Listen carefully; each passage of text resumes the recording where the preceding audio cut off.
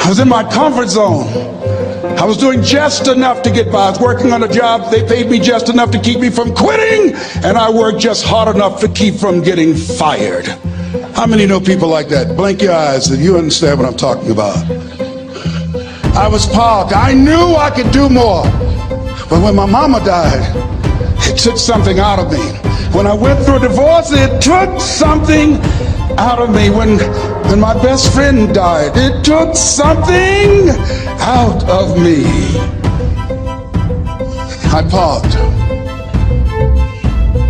And somebody said that life is like an onion. You have to peel it one layer at a time. And sometimes you cry. Life's going to happen to you when you have a dream. You're going to get slapped around. And don't take it personal. Don't ask, why did this have to happen to me? Why not you? Who would you suggest? You want to give us some names, some email addresses? And don't tell everybody. 80% don't care and 20% glad it's you. It's called life. Suck it up and move on. Get over it.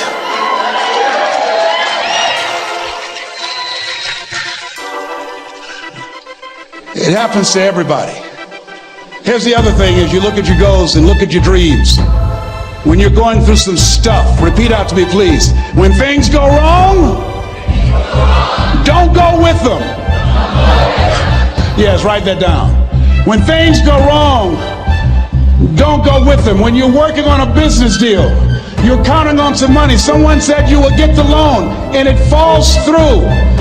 You have an event and the people that you thought would be there and support you, they don't come through. Or someone turns against you or you get ripped off. It's going to happen to you. Happened to me. Someone stole all my products.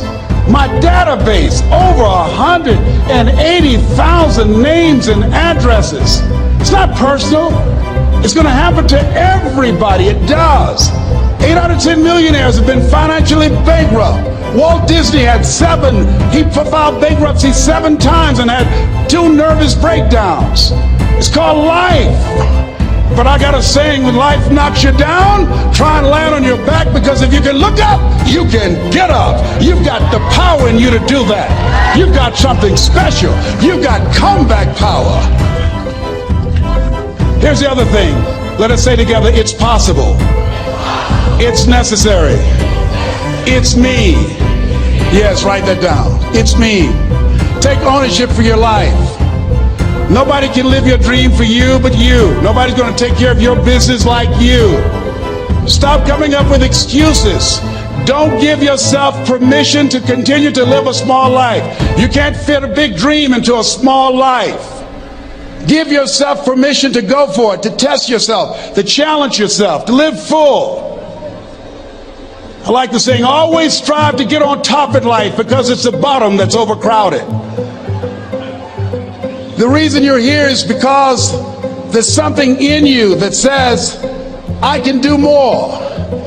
This just can't be it. There's something in you. There's a calling on your life.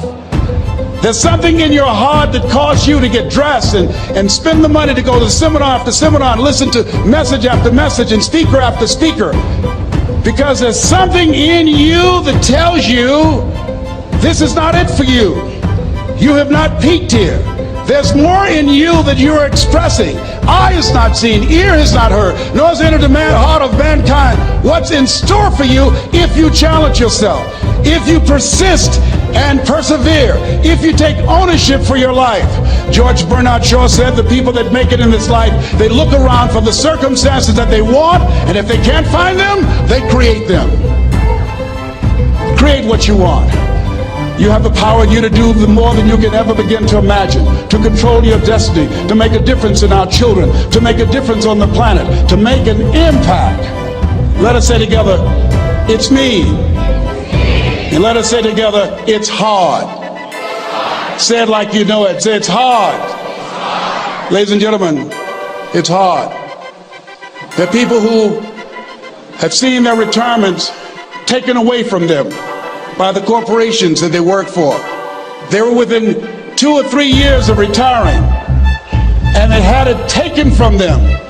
The number one entrepreneurs in this country now are senior citizens. The number one employer, number two, McDonald's and Walmart.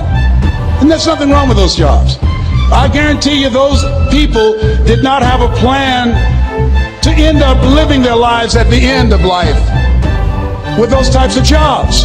And they didn't have a plan like you have, and while you're investing in yourself, not to. And it's hard. There are people making choices between purchasing prescription drugs or paying for gas or a mortgage note. It's hard when you're working on a job for 20 years, 30 years, give them some good years, and then they come in and tell you, we've downsized. In other words, you're fired. And then you have to start all over again. How many of you know it's hard? Raise your hands, please. It's hard. And it's not fair. One of the things I like about T. Harv is he talks about work and investing in yourself. It's not fair when people are going up against that kind of stuff to tell them just think positive and be enthusiastic and everything will work out all right. Ain't that kind of party. It's hard. Life will put some knots on your head. I bought my first home for my mother. I was rushing, didn't know what I was doing, and I bought a home that had a lien against it. And they called me, Mr. Brown, yes, there's a lien against your property. We need $55,000 if you're going to stay there. Wait a minute, sir. I just bought this home. The guy told me there were no liens against it. I'm not the one that owe you the money. You should have checked that out, Mr. Brown. Come on. I called my attorney. We followed up. Yes, Les, there's a lien against the property.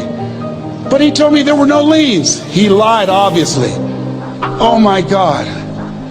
He told me he wanted to help me because he admired the fact that I was buying this home for my mother and that he was adopted, and he identified with me. Les, he suckered you. He played you, man. So what? Well, would they take payment arrangements? What about $5,000 a month? They want all the money, Les. They want all the money, or you're going to have to get out. The house is going up for sheriff sale. Do you have it? No, I don't have them. Can they give me some time? Tell them to give me 3 months, please. Give me 3 months. My mother's in her 70s, man. She has a bad heart. Don't do this to me. This is my dream. Don't do this, man. Please, let me talk to them. Les, I'm talking to their attorney. They don't want to talk to you. I've got to talk to their attorneys. Do you have the money? No. Will they give me 3 months? No. What about 2 months? No, Les. They want the money in 7 days. Oh, my God. Let me call you back. I'm not sure. And I walked the floors thinking, God, how could this happen to me? I got to figure this out. I got to figure this out. It seemed like the days are just ticking off. Thursday, I had to call them and let them know. They called me, Les, do you have the money? No, I don't. Friday, you have to leave. The sheriff will be there. You're gonna have to leave, Les. They're gonna take my house. What about my down payment? You lost it, Les. You lost it. Okay, I gotta go. Yes. I prayed, Lord, please, if you show me that you're real, if you're really real, you think Paul worked for you, you haven't seen anything. Don't let me lose this house and watch what I'll do for you. I was trying to cut a deal. Have you ever tried to cut a deal?